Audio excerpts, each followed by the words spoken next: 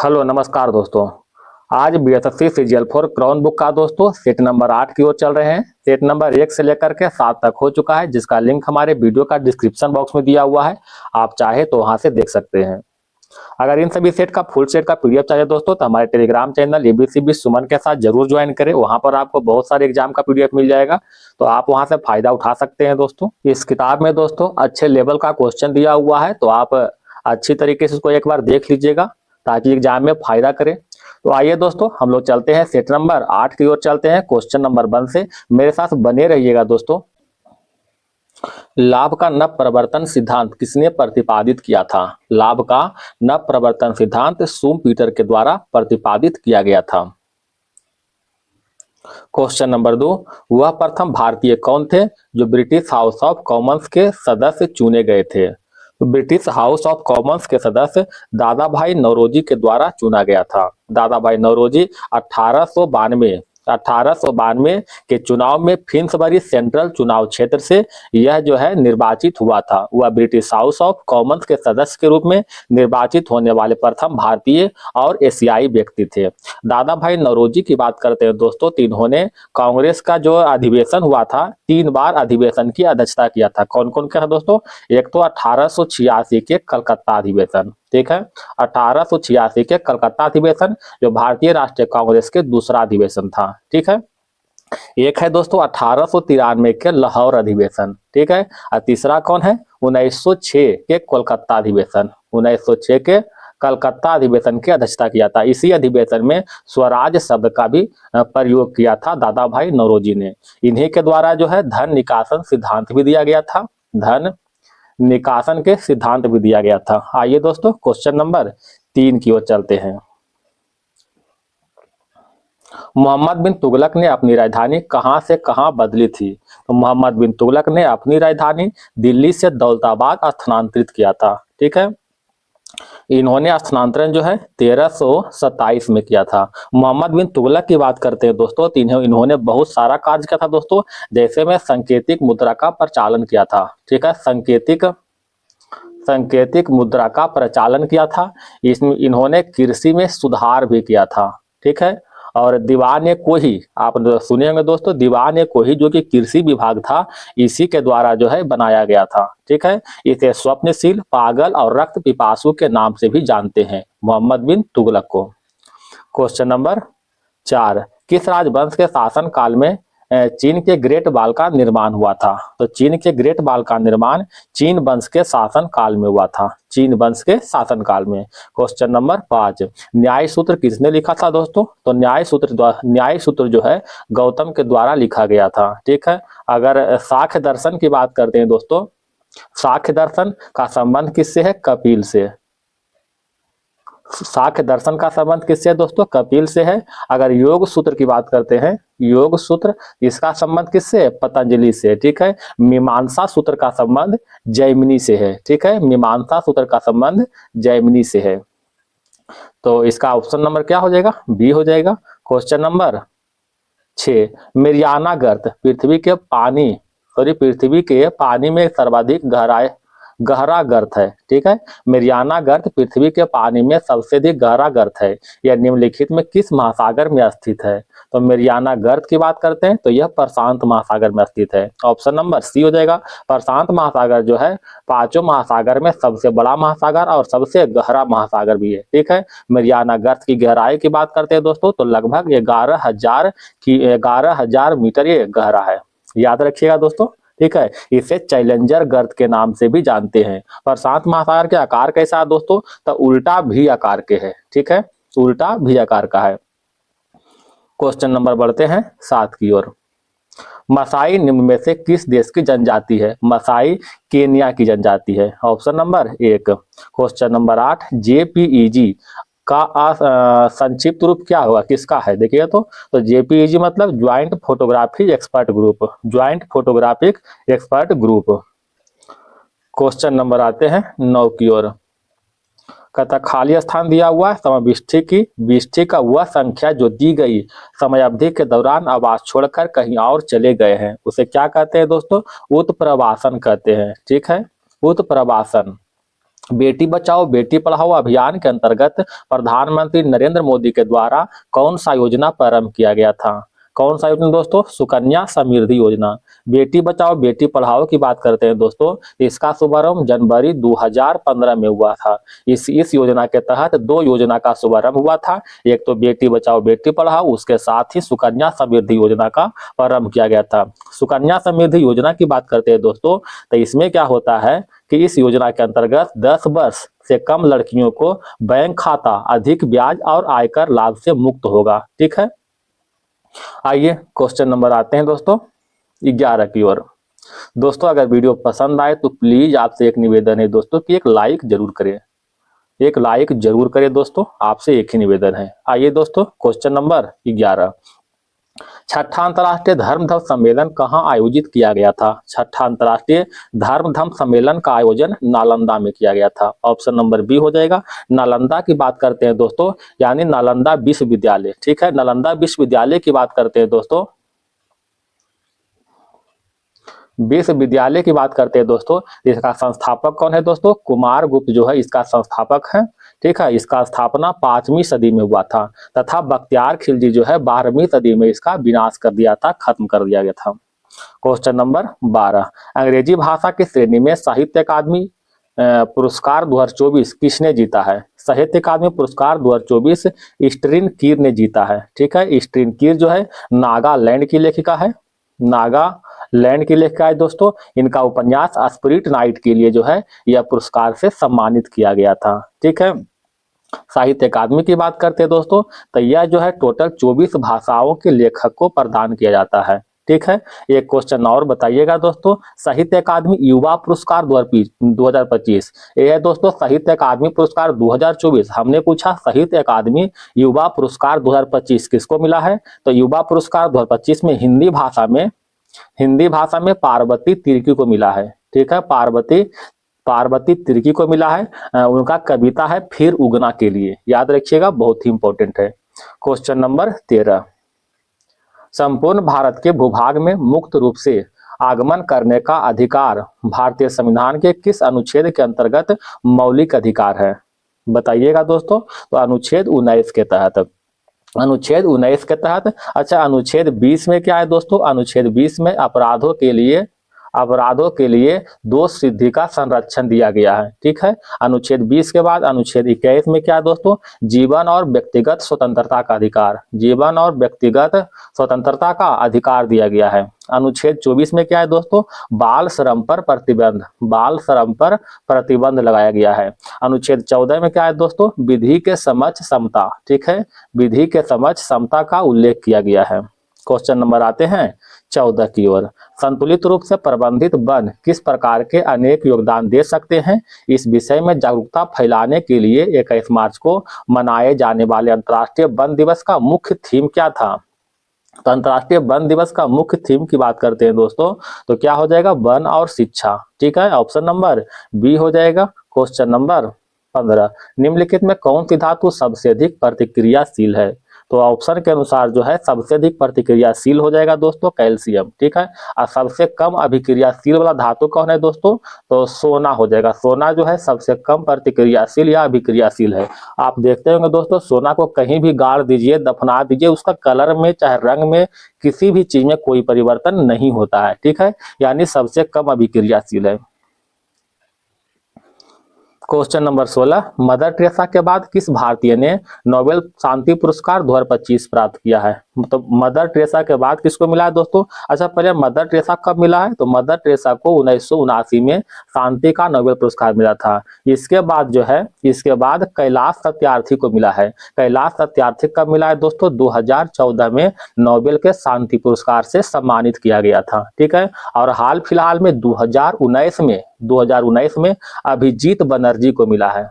अभिजीत बनर्जी को मिला है दोस्तों, अर्थशास्त्र के क्षेत्र में। बड़ा इंपॉर्टेंट है दोस्तों, आप इसको मतलब याद रखिएगा। ठीक है, अभिजीत बनर्जी को हाल ही मिला, जो कि भारतीय है, 2019 में मिला है।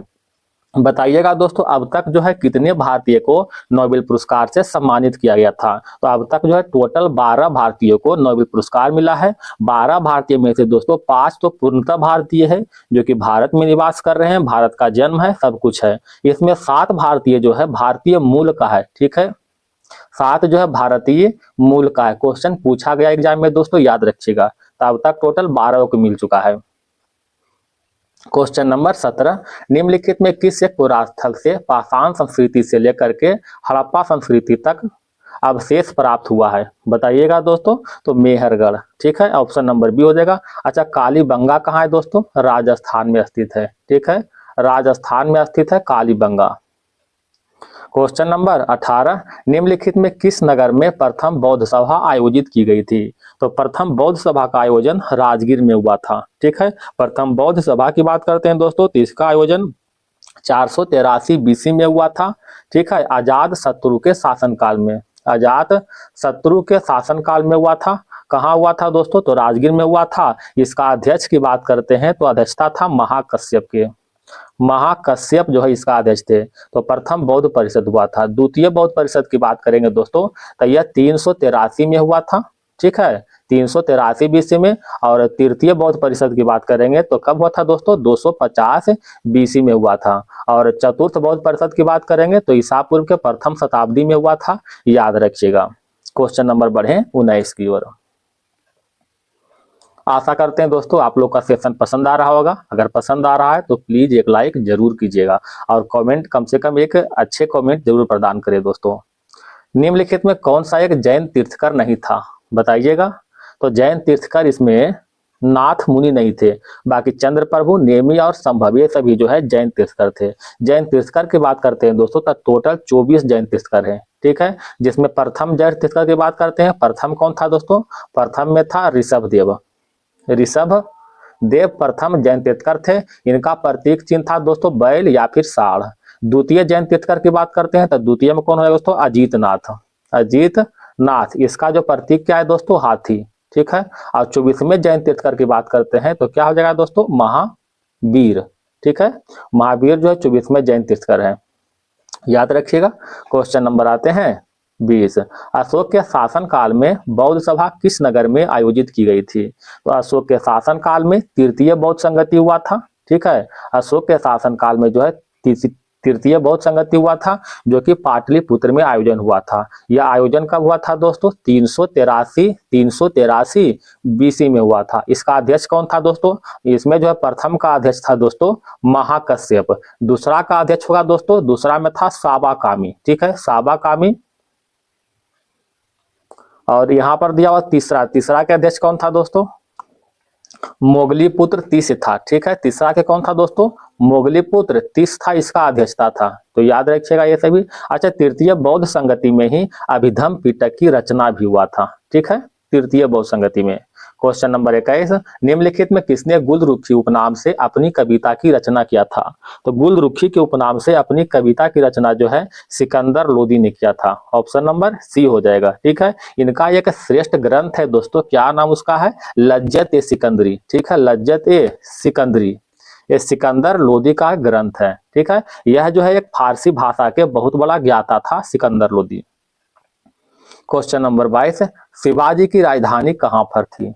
शिवाजी की राजधानी की बात करते हैं दोस्तों तो रायगढ़ में इसकी राजधानी थी। ऑप्शन नंबर 1 हो जाएगा। शिवाजी की बात करते हैं दोस्तों तो इसका राज्याभिषेक 6 जून 1674 को हुआ था, रायगढ़ में ही हुआ था, ठीक है। और इसका राज्याभिषेक किसने करवाया था? तो काशी के प्रसिद्ध विद्वान या फिर पंडित गंगा भट्ट के द्वारा हुआ था, गंगा भट्ट के द्वारा हुआ था, ठीक है। क्वेश्चन नंबर 23 की ओर आते हैं दोस्तों।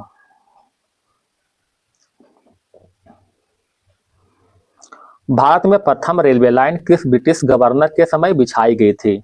भारत में प्रथम रेलवे लाइन जो है लॉर्ड डलहौजी के समय बिछाई गई थी। लॉर्ड डलहौजी की बात करते हैं दोस्तों तो इसका शासनकाल 1848 से लेकर के 1856 तक था, इसी के बीच में बिछाया होगा। तो भारत में प्रथम रेलवे लाइन जो है 1853 में बम्बई से थाने के बीच जो है चलाया गया था, यानी बिछाया गया था। टोटल इसका लंबाई था 34 किलोमीटर था, ठीक है। और अगर इसमें अगर बोले दोस्तों कि रेलवे का सर्वाधिक विकास किसके शासनकाल में हुआ था, तो बताइएगा लॉर्ड कर्जन के समय में। क्वेश्चन नंबर 24, मोपला आंदोलन 1921 कब हुआ था? मोपला आंदोलन 1921 जो है मालाबार तट में हुआ था। ठीक है, मालाबार तट कहाँ स्थित दोस्तों? केरल में हुआ था। ठीक है, मालाबार तट केरल में है, जो कि 1921 में हुआ था। याद। क्वेश्चन नंबर 25, निम्नलिखित में कौन भारतीय राष्ट्रीय कांग्रेस का अध्यक्ष कभी नहीं चुने जा सके? तो भारतीय राष्ट्रीय कांग्रेस के अध्यक्ष जो है बाल गंगाधर तिलक जो है कभी नहीं चुने गए हैं। ठीक है, बाकी लाला लाजपत राय की बात करते हैं दोस्तों, लाला लाजपत राय की बात करते हैं दोस्तों, तो यह जो है कलकत्ता अधिवेशन 1920 का अध्यक्षता किया था। ठीक है, अगर एनी बेसेंट की बात करते हैं दोस्तों, तो ये कब किया था दोस्तों? कलकत्ता अधिवेशन 1917 की अध्यक्षता किया था। भारतीय राष्ट्रीय कांग्रेस का जो है अध्यक्षता करने वाली प्रथम महिला कौन था दोस्तों? तो एनी बेसेंट ही थे। ठीक है, पूछा हुआ क्वेश्चन याद रखिएगा कि भारतीय राष्ट्रीय कांग्रेस की अध्यक्षता करने वाली प्रथम महिला एनी बेसेंट। अगर पूछ ले दोस्तों भारतीय राष्ट्रीय कांग्रेस की अधिवेशन का अध्यक्ष बनने वाली प्रथम भारतीय महिला कौन थे, तो हो जाएगा सरोजिनी नायडू, जो कि कानपुर अधिवेशन 1925 के अध्यक्षता किया था। ठीक है, अच्छा मोतीलाल नेहरू की बात करते हैं दोस्तों, तो ये हो जाएगा ये भी कलकत्ता अधिवेशन। ठीक है, कलकत्ता अधिवेशन 1928 की अध्यक्षता किया था मोतीलाल नेहरू ने। क्वेश्चन नंबर 26 की ओर आते हैं, किस घटना के कारण गांधी जी ने असहयोग आंदोलन वापस ले लिया था? तो असहयोग आंदोलन वापस जो है चोरी चोरा कांड के कारण वापस ले लिया था। ठीक है, चोरी चोरा कांड के कारण। चोरी चोरा कांड कब हुआ था दोस्तों? 5 फरवरी 1922 को हुआ था। असहयोग आंदोलन की बात करते हैं दोस्तों, तो इसका प्रारंभ 1920 में हुआ था और 1922 में चोरी चोरा कांड के कारण समाप्त हो गया था।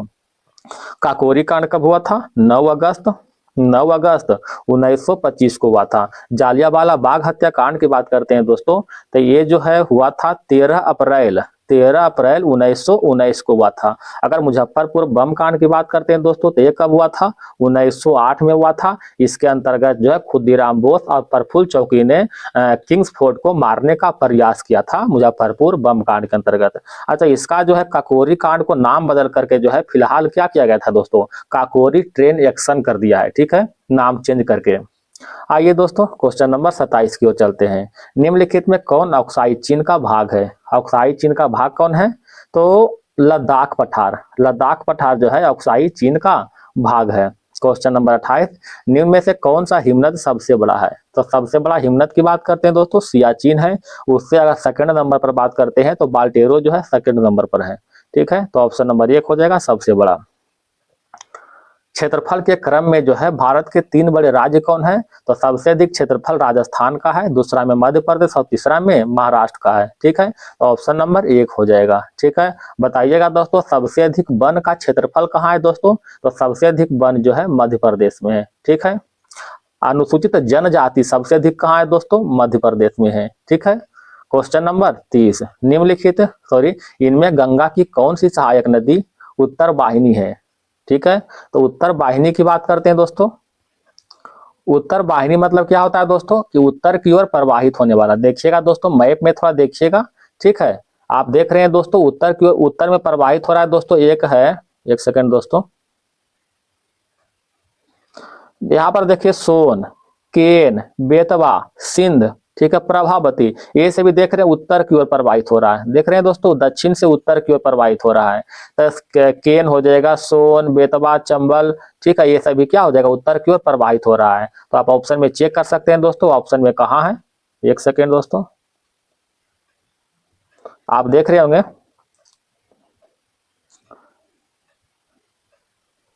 आपको यहाँ पर देखिए आ गया सोन नदी। ठीक है, आपको अभी बताए थे। ठीक है, अगर दक्षिण की ओर बात करते हैं दोस्तों, तो दक्षिण में कौन सा नदी हो जाएगा? दक्षिण में देख रहे हैं उत्तर से दक्षिण में आ रहा है, कोसी नदी आ रहा है, गंडक आ रहा है, घाघरा आ रहा है दोस्तों, गोमती आ रहा है। ठीक है, तो ये एक मिनट दोस्तों, पहले इसको थोड़ा मिटा देते हैं, आपको समझ में ज्यादा आएगा। ठीक है, देखिए अब आपको दिखिएगा अच्छा से।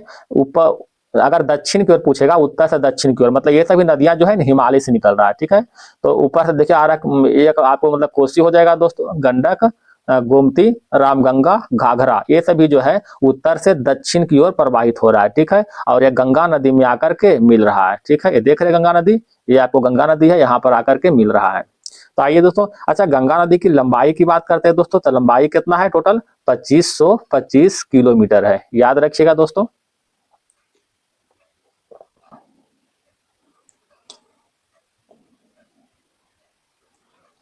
तो इसका आंसर हो गया दोस्तों सोन नदी हो गया। क्वेश्चन नंबर आते हैं 31 की ओर। भारत में सबसे कम वर्षा वाला स्थान कौन सा है? तो सबसे कम वर्षा वाला स्थान लेह है, ऑप्शन नंबर 1 हो जाएगा। अगर सबसे अधिक वर्षा वाला स्थान बोल दे दोस्तों तो कौन सा हो जाएगा? मासीनराम, ठीक है। मासीनराम जो कि मेघालय में पड़ता है, सबसे अधिक वर्षा होता है। यहाँ का वार्षिक वर्षा 1186 सेंटीमीटर होता है। और ये तो फर्स्ट में हो गया दोस्तों। दूसरा में कौन हो जाएगा? तो दूसरा में हो जाएगा चेरापूंजी, ठीक है। दूसरा स्थान किसका है? चेरापूंजी का है। क्वेश्चन नंबर 32, भाखड़ा नांगल एक संयुक्त परियोजना है। भाखड़ा नांगल पंजाब का हो जाएगा, पंजाब हरियाणा राजस्थान, ठीक है। पंजाब हरियाणा राजस्थान की संयुक्त परियोजना है, ठीक है। भाखड़ा नांगल की बात करते हैं दोस्तों, तो इस बांध का निर्माण 1963 में हुआ है, ठीक है। यह बांध भारत की सबसे ऊंची गुरुत्वीय बांध है और एशिया में इस बांध की जो है दूसरा स्थान में आता है, ठीक है। इसका ऊंचाई की बात करते हैं तो यह नदी तल से 226 मीटर ऊंचा है। क्वेश्चन नंबर 33 की ओर। कालागढ़ बांध किस नदी पर बना हुआ है? कालागढ़ बांध की बात करते हैं तो यह उत्तराखंड में रामगंगा नदी पर बनाया गया है, उत्तराखंड में रामगंगा नदी पर। राष्ट्रीय कृषि विपणन संस्थान कहाँ स्थित है? राष्ट्रीय कृषि विपणन संस्थान जयपुर में स्थित है, ऑप्शन नंबर बी हो जाएगा। क्वेश्चन नंबर 35, भारतवर्ष में सर्वप्रथम दूरभाष का प्रादुर्भाव किस वर्ष हुआ है? भारत में सर्वप्रथम दूरभाष का प्रादुर्भाव जो है 1851 में हुआ है, ऑप्शन नंबर सी हो जाएगा।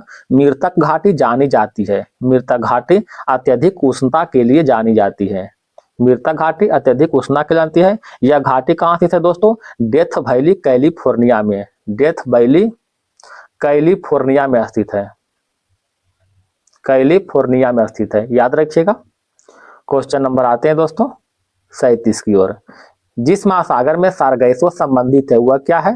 तो सारगैसो का संबंध उत्तरी अटलांटिक महासागर से है। अच्छा, ये सारगैसो क्या है दोस्तों? इस महासागर में जो है सारगैसम नाम के जो है बहुत मतलब इसमें जो है वनस्पति पाया जाता है, घास पाया जाता है, उसी के नाम पर जो है यह सारगैसो सागर नाम पड़ा है, ठीक है। तो यह उत्तरी अटलांटिक महासागर में पाई जाती है। अच्छा, उत्तरी अटलांटिक महासागर कुछ जलधारा है दोस्तों जो कि बहुत ही इंपॉर्टेंट है, बराबर पूछता है। तो कौन सा है दोस्तों? पहला तो हो जाएगा गल्फ स्ट्रीम, गल्फ स्ट्रीम, और एक है दोस्तों फ्लोरिडा, ठीक है।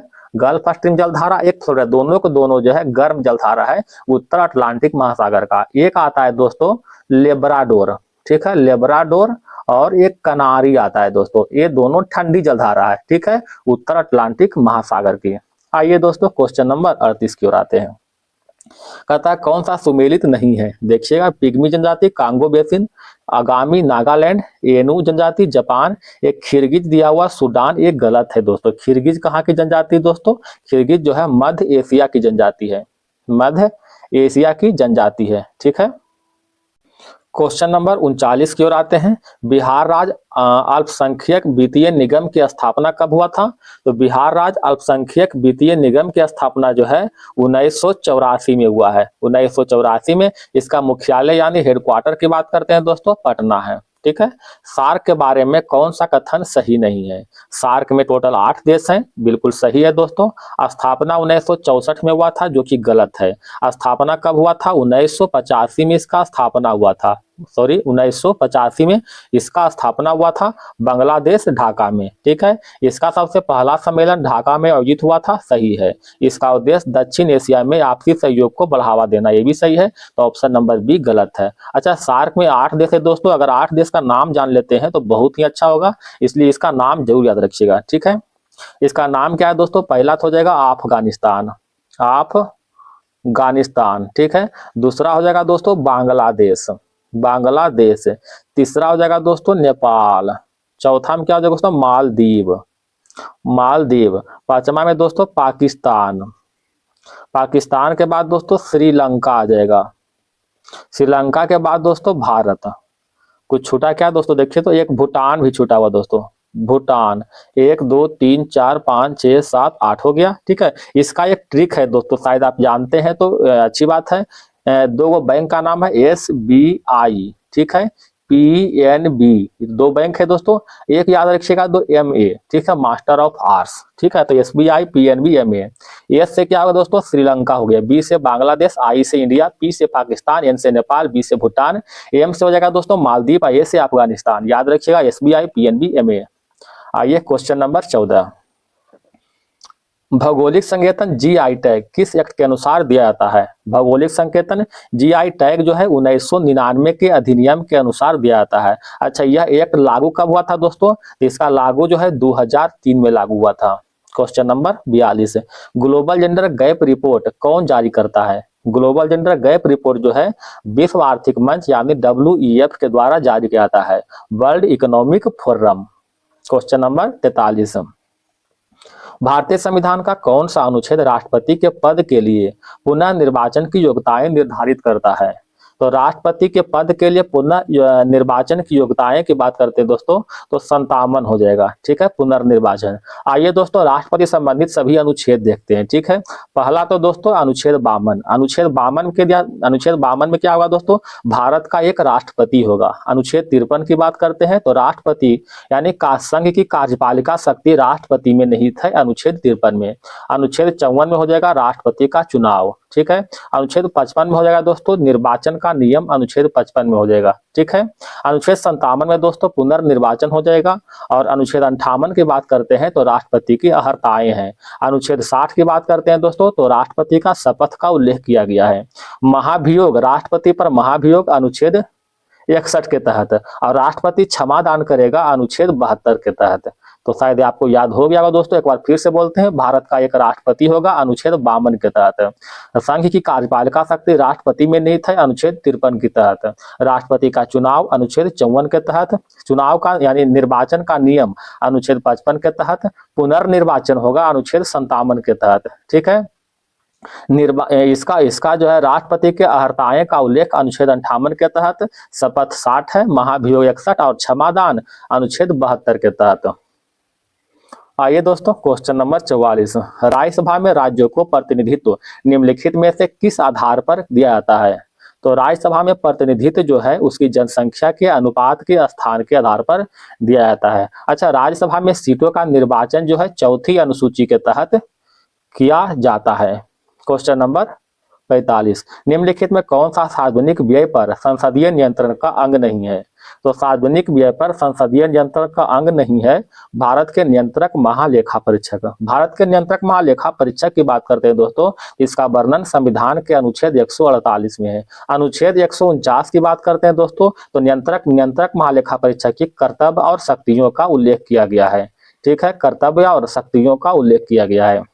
अच्छा, लोक लेखा समिति की बात करते हैं दोस्तों तो इसमें जो है टोटल 22 सदस्य होते हैं। 22 में से 15 जो है लोकसभा से होते हैं, 7 जो होते हैं राज्यसभा से होते हैं, ठीक है, 15 लोकसभा से, 7 राज्यसभा से। कार्यकाल की बात करते हैं दोस्तों तो 1 वर्ष का कार्यकाल होता है। प्राक्कलन समिति की बात करते हैं दोस्तों तो इसमें जो है टोटल 30 सदस्य होते हैं और सभी के सभी जो है लोकसभा से होते हैं, कार्यकाल 1 वर्ष का होता है, ठीक है।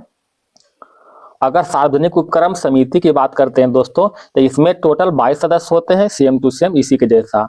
इसमें जो 15 लोकसभा से होते हैं प्लस 7 राज्यसभा से होते हैं, कार्यकाल 1 ईयर्स का होता है। आइए दोस्तों तो इसका आंसर क्या हो जाएगा, ऑप्शन नंबर बी हो जाएगा। क्वेश्चन नंबर 46, कथा निम्नलिखित में कौन सी भाषा संविधान के 8वीं अनुसूची में नहीं है? यहाँ पर सूची दिया हुआ दोस्तों, अनुसूची हो जाएगा, ठीक है। तो 8वीं सूची में कौन सा नहीं निहित नहीं है? तो भोजपुरी को जो है सम्मिलित नहीं किया गया है, ठीक है। 8वीं सूची के तहत मूल संविधान में टोटल 14 भाषा थी। वर्तमान में कितना है दोस्तों? तो वर्तमान में 22 भाषा निहित है। कहने का मतलब 8 भाषा को जोड़ा गया है। अब 8 भाषा के बारे में थोड़ा देखते हैं दोस्तों, 8 भाषा कौन कौन से है। तो 21वां संविधान संशोधन 1967 के द्वारा जो है सिंधी भाषा को जोड़ा गया है, ठीक है, सिंधी भाषा को। 71वां संविधान संशोधन 1992 के द्वारा जो है किसको जोड़ा गया दोस्तों? नेपाली को जोड़ा गया है। नेपाली, कोंकणी और मणिपुरी को जोड़ा गया है। 21, 71 इधर 92वां संविधान संशोधन के द्वारा 92वां संविधान संशोधन जो कि 2003 में हुआ था दोस्तों, इसके तहत बोडो, डोगरी, मैथिली और संथाली को जोड़ा गया है, ठीक है। तो इस तरह से 8 भाषा को जोड़ा गया है, याद रखिएगा, ठीक है। क्वेश्चन नंबर 47, निम्नलिखित राज्यों में से किसमें पंचायती राज संस्था नहीं है? तो पंचायती राज संस्था किसमें नहीं दोस्तों, बताइएगा। तो नागालैंड में नहीं है। पंचायती राज संस्था की बात करते हैं दोस्तों, तो यह वर्तमान में नागालैंड हो गया, और एक मेघालय हो गया दोस्तों, और एक कौन है दोस्तों, मिजोरम। ठीक है, मिजोरम। ये तीनों राज्य में जो है पंचायती राज व्यवस्था नहीं है, मेघालय, मिजोरम और नागालैंड में। यहाँ पर जो है स्तरीय जनजाति परिषद के रूप में कार्यरत करता है। क्वेश्चन नंबर 48, 67वां ग्रैमी अवार्ड के लिए नामांकित अनुष्का शंकर किस संगीत वाद्य यंत्र को बजाने के लिए जानी जाते हैं। तो अनुष्का शंकर की बात करते हैं दोस्तों, तो इसका संबंध किससे है, सितार से है। ठीक है, 67वां ग्रैमी अवार्ड की बात करते हैं दोस्तों, तो इसका आयोजन 2025 में हुआ था दोस्तों। इसमें album of the year Beyoncé को मिला है, बियॉन्स को मिला है, तथा रिकॉर्ड ऑफ द ईयर से केंड्रिक लैमर को सम्मानित किया गया है, केंड्रिक लैमर को सम्मानित किया गया है। क्वेश्चन नंबर 49, भौतिक में 2024 का नोबेल पुरस्कार किसने जीता है। इसमें 2024 का पूछ रहा है दोस्तों, तब 2024 में कौन जीता है, तो जॉन हॉपफील्ड और जेफरी हिल्टन। आइए दोस्तों भौतिक में 2025 के बारे में जान लेते हैं कि 2025 में किसको मिला है। तो 2025 में दोस्तों माइकल डेबोरेट को मिला है,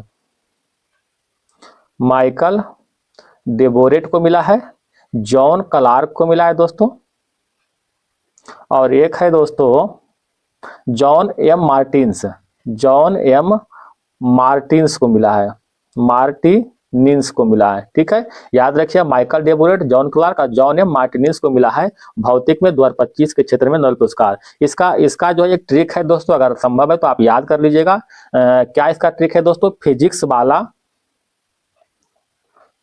वाला कल डी मार्ट जाएगा। ठीक है, याद रखिए फिजिक्स वाला कल डी मार्ट आपको याद रहेगा दोस्तों, जैसे स्मार्ट मार्ट होता है जियो मार्ट होता है, उसी तरह डी मार्ट याद रखिएगा। तो यहाँ पर आए दोस्तों कल से क्या हो जाएगा दोस्तों, क्लार्क हो जाएगा। ठीक है, कल से क्लार्क हो जाएगा। यहाँ डी से क्या होगा दोस्तों, डी से हो जाएगा डेबोरेट, डी से डेबोरेट, और मार्ट से क्या हो जाएगा दोस्तों, मार्टिनिन्स। ठीक है, मार्टिनिन्स हो जाएगा मार्ट से। तो याद रखिएगा। क्वेश्चन नंबर आते हैं 50 की ओर। पर्यटन मंत्रालय भारत सरकार द्वारा विश्व पर्यटन दिवस पर पर्यटन मित्र और पर्यटन दीदी पहल की शुरुआत बिहार में की गई थी। तो पर्यटन दीदी पहल का शुरुआत जो है बोध गया में किया गया था, बोध गया में। क्वेश्चन नंबर 51, पृथ्वी के वातावरण में सबसे ज्यादा पाए जाने वाला तत्व कौन सा है। पृथ्वी के वातावरण में सबसे अधिक पाए जाने वाला तत्व नाइट्रोजन है दोस्तों, ऑप्शन नंबर बी हो जाएगा। नाइट्रोजन के बाद कौन है दोस्तों, ऑक्सीजन है, जो कि 21% है। ठीक है, नाइट्रोजन की मात्रा 78% है, ऑक्सीजन की मात्रा 21%। इससे कम है दोस्तों आर्गन, आर्गन कितना है दोस्तों, 0.9% है। ठीक है, अब बाकी जो है 1% अन्य गैस है। क्वेश्चन नंबर 52, निम्नलिखित में कौन सा अंग से पेस मेकर संबंधित है। तो पेस मेकर का संबंध किससे है दोस्तों, हृदय से है। ठीक है, पेस मेकर एक छोटा सा उपकरण है जिससे असाधारणतः मतलब हृदय गति को नियंत्रित करने हेतु छाती या पेट पर लगाया जाता है। क्वेश्चन नंबर आते हैं दोस्तों 53 की ओर। हीमोग्लोबिन का मुख्य घटक है, हीमोग्लोबिन का मुख्य घटक आरबीसी यानी रेड ब्लड सेल है, ऑप्शन नंबर बी। आरबीसी की बात करते हैं दोस्तों, तो इसका जीवन काल 20 से लेकर के 120 दिन तक होता है, यानी करीब 4 मंथ तक होता है। ठीक है, आरबीसी को इरिथ्रियोसाइट के नाम से जानते हैं दोस्तों। यह जो है कोशिका में जो है ऑक्सीजन को पहुंचाने का काम करता है। अच्छा, डब्ल्यूबीसी की बात करते हैं दोस्तों, तो इसका जीवन काल लगभग 20 दिन का होता है। ठीक है, 20 दिन 21 दिन देता है दोस्तों इसका। और इसको क्या कहते हैं, इसको जो है लिक्चोसाइट के नाम से जानते हैं। ठीक है, यह जो है शरीर में रोग प्रतिरोधी उत्पन्न करता है। क्वेश्चन नंबर आते हैं 54, निम्नलिखित में कौन सा मानव हृदय तक अशुद्ध रक्त को पहुंचाता है। मानव हृदय तक अशुद्ध रक्त को जो है फेफड़ों की धामनियां पहुंचाते हैं। क्वेश्चन नंबर 55, ऊपर से देखने पर पानी की टैंक उथला क्यों दिखाई देता है। ऊपर से देखने पर पानी का टैंक उथला दिखाई पड़ता है अपवर्तन के कारण, ऑप्शन नंबर डी हो जाएगा। ठीक है, क्वेश्चन नंबर 56, लाल और हरे रंग के मिश्रण से कौन सा रंग प्राप्त होता है। अच्छा, इसमें प्राथमिक रंग कौन है दोस्तों, तो एक लाल हो जाएगा, एक हरा, एक हो जाएगा दोस्तों नीला। ठीक है, नीला, लाल, हरा और नीला, ये क्या है, प्राथमिक रंग है। इन्हीं रंग मतलब ये तीनों रंग को मिलाते हैं दोस्तों, तो भिन्न भिन्न रंग जो है प्राप्त होता है, बहुत सारे जो रंग प्राप्त होता है। ठीक है, तो क्या कह रहा है दोस्तों, लाल और हरा को मिलाएंगे तो प्राप्त होगा पीला रंग। ठीक है, लाल और हरा जिसको कोड लिखते हैं दोस्तों रेड और प्लस में ग्रीन मिलाएंगे तो क्या हो जाएगा दोस्तों, पीला मिल जाएगा। ठीक है, अगर हम मिलाएंगे दोस्तों रेड और प्लस मतलब रेड प्लस में ब्लू मिलाएंगे तो क्या मिलेगा दोस्तों, मैजेंटा मिलेगा। ठीक है, अगर हम दोस्तों ब्लू और प्लस में जो ग्रीन मिलाएंगे तब क्या मिलेगा दोस्तों, तब सियान मिलेगा। ठीक है, याद रखिएगा तीनों। आइए क्वेश्चन नंबर 57 की ओर। एक उष्माशोषी प्रक्रिया क्या होती है, उष्माशोषी प्रक्रिया क्या होता है दोस्तों, प्रक्रिया जिसमें उष्मा का अवशोषण होता है, अवशोषित होते हैं। क्वेश्चन नंबर 58, किसी चालक द्रव में विद्युत धारा प्रवाहित होने पर होती है। तो किसी चालक द्रव में विद्युत धारा प्रवाहित होने पर रासायनिक अभिक्रिया होता है। निम्नलिखित में कौन सी धातु सबसे अधिक मुलायम धातु है। सबसे अधिक मुलायम धातु के रूप में सोना है। ऑप्शन नंबर बी जो कि सबसे कम अभिक्रियाशील धातु है। क्वेश्चन नंबर 60, प्रकाश की तीव्रता मापने के लिए जिस उपकरण का प्रयोग किया जाता है उसे क्या कहते हैं। तो प्रकाश की तीव्रता को मापने के लिए दोस्तों लक्स मीटर का प्रयोग करते हैं, लक्स मीटर का। अगर मतलब क्या कहता है कोरोलोमीटर की बात करते हैं दोस्तों, तो यह एक प्रकाश सुग्राही उपकरण है जिसके द्वारा पदार्थ के द्वारा अवशोषित किए जाने वाले रंग को मापता है। ठीक है, कोलोरीमीटर।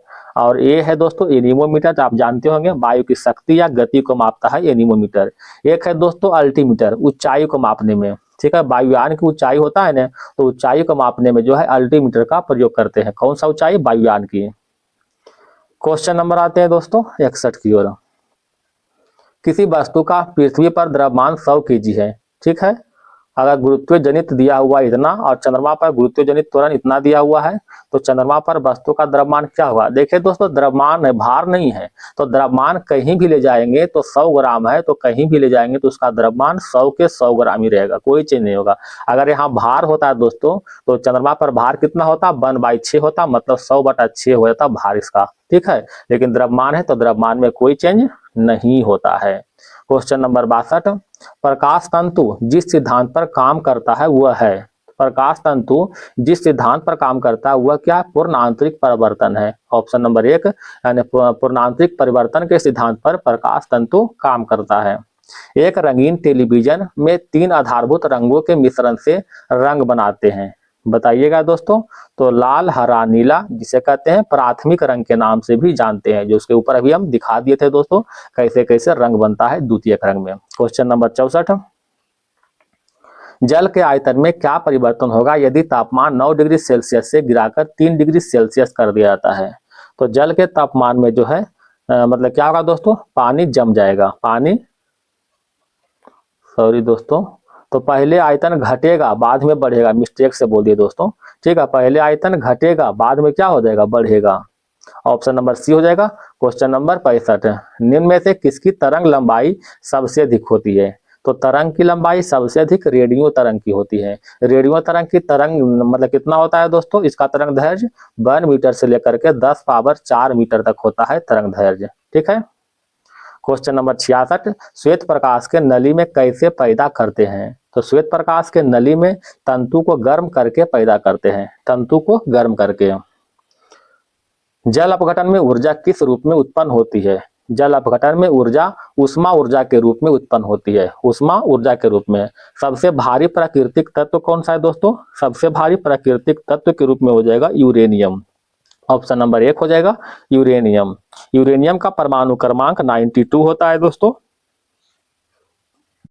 क्वेश्चन नंबर 69, कार्बन की मात्रा अधिकतम होती है। कार्बन की मात्रा अधिकतम जो है ढलबा लोहा में होता है। ऑप्शन नंबर 1 हो जाएगा। ढलबा लोहा में कार्बन की मात्रा लगभग 3% के बराबर होता है, मतलब कहीं कहीं 2.5 भी देता है, कहीं कहीं 3 भी देता है दोस्तों, तो याद रखिएगा। और सबसे कम जो होता है पिटबा लोहा में होता है। स्टील में कार्बन की मात्रा जो है आधा से लेकर के 1.5% तक होता है कार्बन की मात्रा। ठीक है, आधा परसेंट हो चाहे 1% या फिर 1.5% होगा। ठीक है, स्टील में। आइए दोस्तों क्वेश्चन नंबर बढ़ते हैं 70 की ओर। निम्नलिखित पदार्थों में से कौन सा फोटोग्राफी में एक एंटीक्लोर के रूप में प्रयुक्त होता है। तो फोटोग्राफी में सोडियम थायोसल्फेट का प्रयोग करते हैं। ऑप्शन नंबर बी हो जाएगा। सोडियम थायोसल्फेट का सूत्र क्या होता है दोस्तों, Na2H2O3 इंटू 5H2O होता है, Na2H2O3 into 5H2O। Question number 71, जीव विकास को सर्वप्रथम किसने समझाया? जीव विकास को सर्वप्रथम जो है लैमार्क ने समझाया था। ऑप्शन नंबर डी हो जाएगा। अतः जीव विकासवाद के सिद्धांत किसने दिया था? तो चार्ल्स डार्विन के द्वारा दिया गया था जैव विकासवाद के सिद्धांत। क्वेश्चन नंबर 72, निम्न रेशों में से कौन पौधे के तने के उत्पाद नहीं है? तो पौधे के तने का उत्पाद नहीं है कपास। ठीक है, कपास जो है एक मालवेसी कुल का पौधा है, मालवेसी कुल का पौधा है। ठीक है, ऑप्शन नंबर डी हो जाएगा। क्वेश्चन नंबर 73, निम्नलिखित में कौन सा कथन सही है? कौन सा है दोस्तों? तो कहता है प्रयास लघुत्तम स्वजीवी कोशिकाएं हैं। सही है। माइकोप्लाज्मा की कोशिका भित्ति, ये गलत है दोस्तों, सॉरी।